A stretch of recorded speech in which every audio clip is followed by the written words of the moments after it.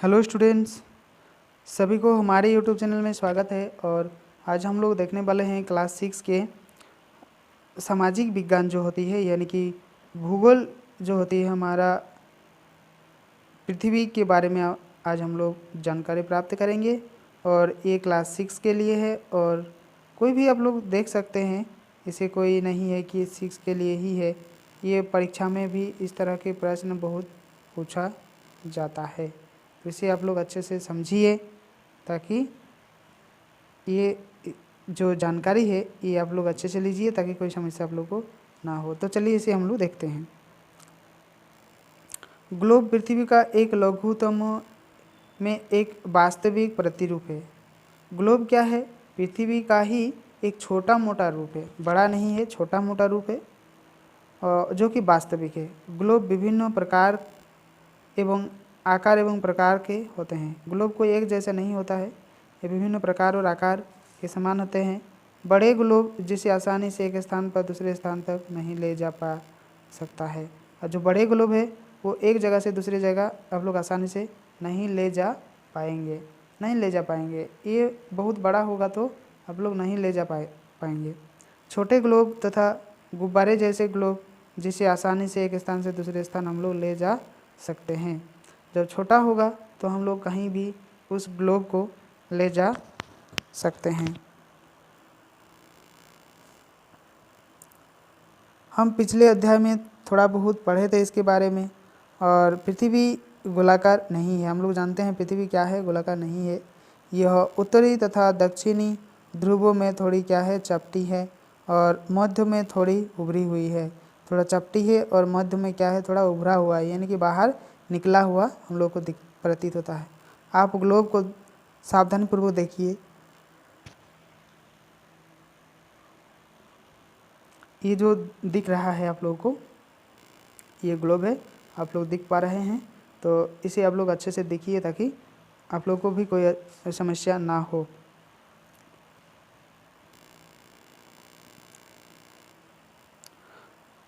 गोल पृथ्वी जो होती है, गोल पृथ्वी पर किसी स्थान का निर्धारण अत्यंत कठिन होता है, लेकिन कुछ बिंदुओं, रेखाओं की सहायता से एक स्थान का निर्धारण हम लोग कर सकते हैं।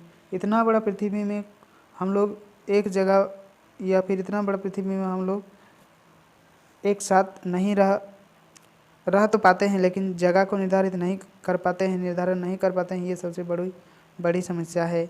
आप ग्लोब को देखें तथा सुई गोल की झुकी हुई अवस्था में स्थित है। जब हम लोग ग्लोब को देखेंगे तो क्या है, थोड़ा सा लेटा हुआ जैसे, यानी कि थोड़ा सा नीचे झुका हुआ हम लोग को क्या होगा, प्रतीत होगा। जैसे अक्ष कहेंगे, इसे क्या कहते हैं, अक्ष कहेंगे। और ग्लोब के वे दो बिंदु जिसमें होकर सुई गुजरती है और उत्तर एवं दक्षिण ध्रुव, उसे ही हम लोग कहेंगे। यहाँ तक कि जानना आवश्यक है कि पृथ्वी पर और सुई नहीं होती है, यह अपने अक्ष पर चारों ओर घूमती है, जो एक काल्पनिक रेखा है। ये पृथ्वी जो है ये सूर्य के चारों ओर घूमता रहता है, तो यह क्या है, एक काल्पनिक रेखा हम लोग इसे कहेंगे। अन्य काल्पनिक रेखा को भी हम लोग देखेंगे। और पृथ्वी के बीचों बीच गुजरने वाली काल्पनिक रेखा विषुवत रेखा हम लोग कहेंगे, जो कि ये रेखा आप लोग देख पा रहे हैं। ये रेखा हो गया आपका विषुवत रेखा।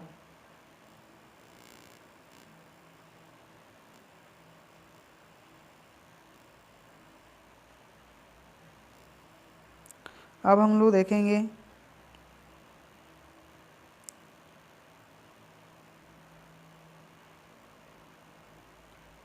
अक्ष कहते हैं और ग्लोब दो भागों में विभाजित किया जाता है। जैसे सुई ग्लोब दक्षिण ध्रुव कहलाते हैं और यह आवश्यक है, पृथ्वी की और कोई सुई नहीं होती है, मतलब ये नहीं है, वह अपने अक्ष पर चारों ओर घूमती है। मतलब ऐसे सोया हुआ लटा हुआ नहीं है, वो अपने चारों तरफ को क्या करता है, घूमता रहता है। वह अपने अक्ष पर चारों ओर घूमती है, जो कि एक काल्पनिक रेखा है। जहाँ वो घूमता है इस तरह से, उसको क्या है, ये एक लाइन खींचा हुआ है इस तरह से, तो उसमें क्या होता है, वो आगे की तरफ बढ़ता जाता है। और यह बीचों बीच गुजरने वाली जो काल्पनिक रेखा है, यही रेखा हम लोग क्या कहेंगे, विषुवत वृत्त कहलाते हैं। इस रेखा को हम लोग विषुवत वृत्त के नाम से जानते हैं, जो कि 0 डिग्री ये रेखा जो है दर्शाती है। कितना दर्शाती है? 0 डिग्री विषुवत रेखा, इसे हम लोग कह सकते हैं। अब देखिए, अब देखेंगे हम लोग यह पृथ्वी के और बराबर भागों में बांटती है। ये जो रेखा है ये पृथ्वी को इधर एक हिस्सा और नीचे एक हिस्सा, तो ये बराबर भागों में बांटा हुआ है। तो यह विषुवत रेखा जो पृथ्वी पर विभिन्न प्रकार यानी कि स्थानों पर स्थिति बताने का सबसे महत्वपूर्ण संदर्भ बिंदु, इसे ही हम लोग मानते हैं। कोई भी चीज़ को खोज पाने में हम लोग को बहुत ही आसान तरीके से हम लोग इसे खोजते हैं। रेखा से ध्रुव तक सभी समांतर वृत्त अक्षांश रेखाएं कहलाती है। जो इससे सभी समांतर रेखा होती है ये अक्षांश रेखा कहलाती है। और अक्षांशों को अंश डिग्री में मापा जाता है और कुछ विषुवतीय वृत्त को 0 डिग्री द्वारा दर्शाया जाता है। कुछ विषुवतीयों को जो होती है इस तरह से यहाँ 0 डिग्री से भी हम लोग इसे दर्शा पाते हैं। और विषुवतीय जो होती है यह रेखा किसी स्थान की कोणीय दूरी जो होती है वह अक्षांश रेखा हम लोग इसे कहेंगे। विषुवत रेखा पर पृथ्वी 2 अर्धाधर में काटती है। विषुवत रेखा जो ये वाला है, ठीक है, तो ये 1 नंबर, ये 2 नंबर, इस तरह से दोनों को क्या है, पृथ्वी को 2 बराबर हिस्से में बांटा हुआ है। अब हम लोग देखेंगे कि यह जो कोण होती है ये कितने डिग्री का होती है, 90 डिग्री। उत्तरी गोलार्ध में स्थित अक्षांश रेखाओं को उत्तरी अक्षांश यानी कि समांतर रेखा हम लोग कहेंगे। और उत्तरी अक्षांश समांतर रेखाएं एवं दक्षिणी गोलार्ध में स्थित अक्षांश रेखाएं को दक्षिणी अक्षांश समानांतर रेखाएं भी इसे हम लोग कहते हैं। क्या कहते हैं? समानांतर। जो इस तरह से दिख रहा है, इस तरह से दिख रहा है, यही समानांतर रेखा भी इसे हम लोग कहेंगे। अब देखिए हम लोग इसे देखते हैं कि यही कारण है कि अक्षांश का मान साथ उसकी दिशा भी लिखी जाती है। इसे नॉर्थ यानी कि उत्तर और ये दक्षिण यानी कि वेस्ट के द्वारा व्यक्त किया जाता है। उदाहरण के लिए हम लोग 23 डिग्री अक्षांश रेखा में हम लोग देखेंगे तो कौन कौन से है? रांची है अर्थात उत्तरी गोलार्ध में है, और लिम्पो जो है ये दक्षिणी गोलार्ध में पड़ता है, तो ये 23.5 डिग्री उधर है। ठीक, अर्थात दक्षिणी गोलार्ध में स्थित है। और अक्षांश रेखाओं की कुल संख्या कितनी होती है? 181। ये बहुत बढ़िया क्वेश्चन है। ये 181 जो है ये कुल संख्या है। और 2 अक्षांश रेखाओं के बीच की दूरी अगर हम लोग देखेंगे तो 111 किलोमीटर, मतलब इस रेखा से इस रेखा, इस रेखा से इस रेखा, इस तरह से देखेंगे तो कितना है? 100 कितना है? 11 है, 111 है। ठीक है। विषुवत वृत्त से उत्तर अथवा दक्षिण की ओर जाने वाली अक्षांश वृत्त आकार घटती है, जिसे चित्र में दिखाया गया है। जब जब नीचे तरफ आएंगे या ऊपर तरफ जाएंगे तो ये थोड़ा थोड़ा करके घटता है, और जो बीच में रहेगा वो समान रूप से रहता है। अब हम लोग देखेंगे महत्वपूर्ण अक्षांश रेखाएं। विषुवतीय रेखा से किसी समान केंद्रीय जो कोणीय होती है दूसरी दूरी वाले स्थान को मिलाने वाली रेखाओं तथा अक्षांशों कहलाते हैं। अर्थात रेखाएं सदैव पूर्व से पश्चिम की ओर खींचती है और पूर्व से पश्चिम की तरफ। ठीक है। विषुवत वृत्त 0 डिग्री, उत्तरी ध्रुव नॉर्थ, दक्षिणी ध्रुव साउथ 90 डिग्री। अतिरिक्त 4 अन्य महत्वपूर्ण आकांक्षाएं रेखाएं और भी है। वे रेखा क्या है? 1 नंबर में अगर हम लोग देखेंगे तो उत्तरी गोलार्ध में कर्क रेखा, 23.5 डिग्री नॉर्थ में है। ठीक, अब हम लोग देखेंगे इसका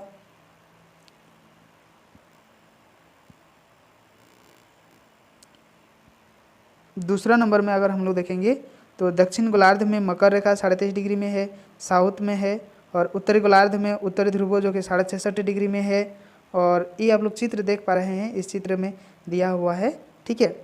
और दक्षिण गोलार्ध में दक्षिण ध्रुवीय यानी कि 66.5 डिग्री साउथ में है, और इन रेखाओं को चित्र संख्या 2.5 में प्रदर्शित किया गया है, ठीक है।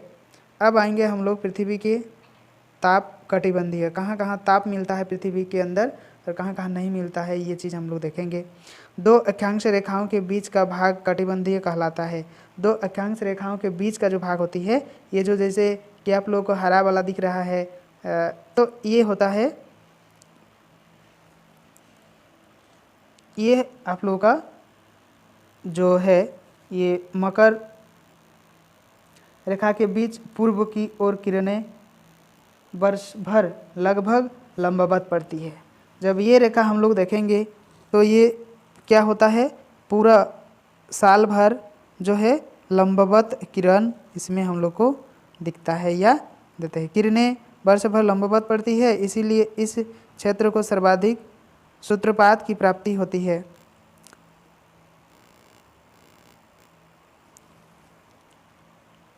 सूत्र प्राप्त होती है, और यह इसे उष्णकटिबंधीय हम लोग कहेंगे।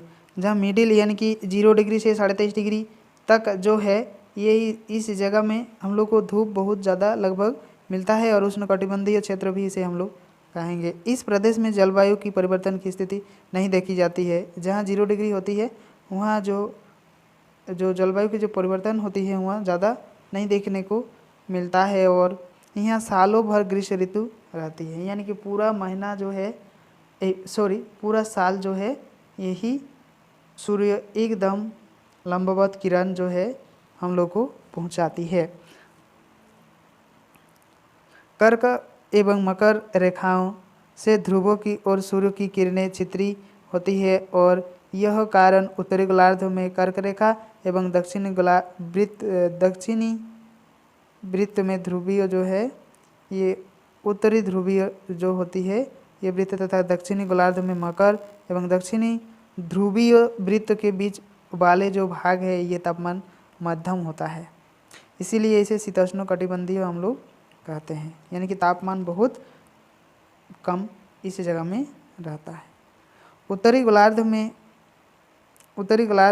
उत्तरी ध्रुवीय वृत्त की एक उत्तरी ध्रुव की दक्षिण गोलार्ध में दक्षिणी ध्रुव एवं दक्षिणी ध्रुव के बीच वर्ष भर अत्यधिक ठंड का अनुभव होती है, क्योंकि यहाँ सूर्य की किरणें छितरी पड़ती है, तिरछी पड़ती है, मतलब सीधा सीधा सूर्य का जो किरण है ये नहीं पड़ती है, थोड़ा सा तिरछा हुआ छितरा हुआ पड़ती है। अतः इस प्रदेश में न्यूनतम सूर्यताप की प्राप्ति होती है, इसीलिए इस जगह में सबसे कम तापमान हम लोग को सूर्य से ही मिलता है। तापमान तो मिलता है लेकिन सबसे कम, तो इस जगह को इसीलिए हम लोग क्या कहते हैं, इसीलिए इसे हम लोग शीत कटिबंधीय क्षेत्र कहते हैं।